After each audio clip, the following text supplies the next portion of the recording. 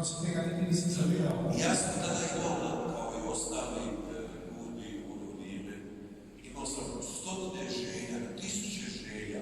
Kot vsi drugi ljudje sem tudi jaz imel na stotine, na tisoče želja. Malih želja, velikih želja, htio bi ovo imati, htio bi ovo. Malih, velikih želja, rad bi to, rad bi ono.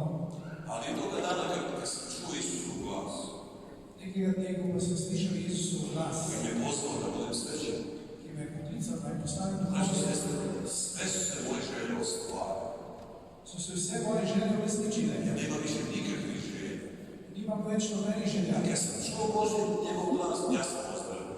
Ko sem slišal njegov glas, sem ozdravil. Ja sam se oslobodio od nekakvih straha, od nekakvih rana koji sam imao. Sem se osvobodil od nekih strahov in ran, ki sem jih imel. Zato je toliko važno da kao kršćani znamo čuti Božji glas. To je tako pomembno, da kot kristijani znamo slišati Božji glas. Zato, brate i sestre, kada se moliš, uvijek prije molitve reci, govori Gospode, slušam. Zato pred molitvijo vedno reci, Gospod govori, poslušam. Ti imaš riječ života riječi. Ti imaš besede večnega življenja. Jer kad mi budemo čuli Božji glas, mi ćemo ozdraviti, mi ćemo se obratiti. Ker ko bomo slišali Božji glas, da se bomo spremenili. A Bog, braćo i sestre, govori i danas. Bog pa tudi danes govori. Bog nije gluh. Bog ni nem, ni gluh. Dakle, on je isti jučer danas. On je isti včeraj, danes in vedno. Ali Bog nam najviše govori kad šutimo, kad se pođemo u samoću.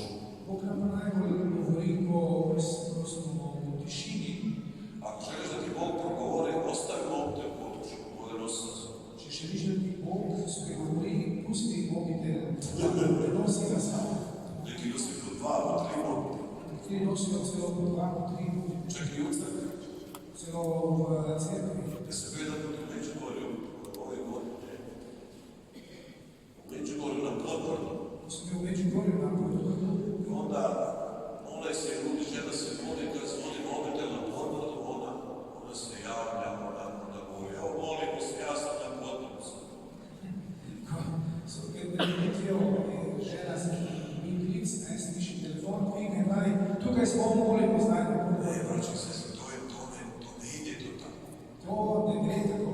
Ako želite da čujete Božji glas, onda mobitele morate barem se uključiti. Če hočete slišati Božji glas, morate svoj telefon vsaj izključiti. Jer ne možete čuti Božji glas i glas, ne znam tako neko. Ker ne morete istočasno se poslušati i slišati Božji glas in neki drugi človeški glas. Peto ozdravljenje u koje nam svima treba, In še peto ozdravljenje, ki ga vsi to je ozdravljenje naših međuljudskih odnosa. je pa ozdravljenje naših nečloveških odnosov. Ozdravljenje nam treba između roditelja i djece, Potrebujemo ozdravljenje med starši in otroki, između nastavnika i đaka, med učitelji in učenci, između raznih naroda, med različnimi narodi, između susjedi, med sosedi, između muževa i žena. med možmi in ženami. Znači, treba nam to ozdravljenje naših ljudskih odnosa, da Gospod to obnovi. Potrebujemo torej ozdravljenje nečloveških odnosov, da jih obnovi Gospod. Po svojim svetim ljudima. Po svojem svetem duhu. Zato ćemo moliti danas zato da Bogu. Tudi zato bomo danes molili. Sad ćemo proći sestri u pjesmi da prihvatimo. Zdaj bomo zbirno